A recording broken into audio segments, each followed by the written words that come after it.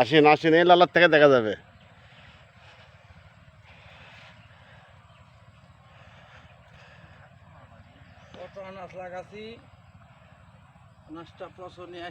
আসসালামু আলাইকুম। ওয়ালাইকুম আসসালাম। তো কেমন আছেন? ইনশাল্লাহ ভালো। আপনার এই উৎপাদিত সিমের বাগান নাকি? হ্যাঁ, আমার এটা বাগান।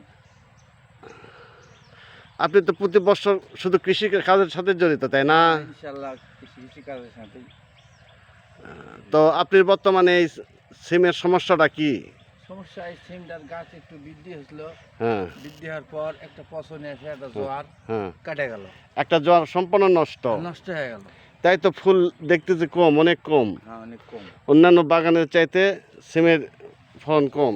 তারপরে আবার আসছে ইনশাল্লাহ হ্যাঁ। এখন। তারপরে জোয়ার ডাজার না কাটে হ্যাঁ এবং আর না ফসল বৃদ্ধি হয়ে গাছের হ্যাঁ। চেয়ারা হয়, গাছটা পটকা মেরেছে, হ্যাঁ। নানা সমস্যা আছে। পটকা মারতেছে। হ্যাঁ, তো আশানুরূপ ফলন অতিরিক্ত বর্ষার কারণে হয়নি। হয়নি, অতিরিক্ত বর্ষার কারণে কেটে গেছে। কেটে গেছে। তো আপনার কাছে সরকারের কাছে কোনো চাওয়া দাওয়া আছে নাকি? সরকারের কাছে কোনো দাবি টাবি আছে নাকি, একটু বলেন।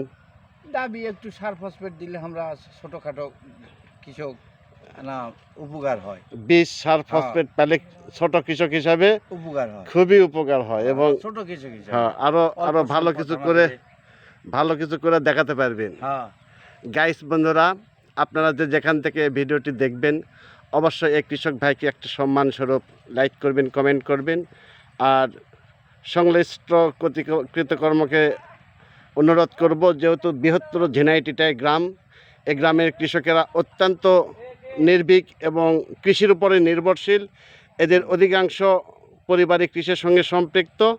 এদের দিকে একটু সদয় দৃষ্টি দেবেন। সবাইকে ধন্যবাদ। খোদা হাফেজ। ফেসবুক পেজের সেরকম ডাইরেক্টর হয়ে গেছে বাদে আসলো আমার নাম কৃষি সার ফসফেট সব পাইনি, অবাক।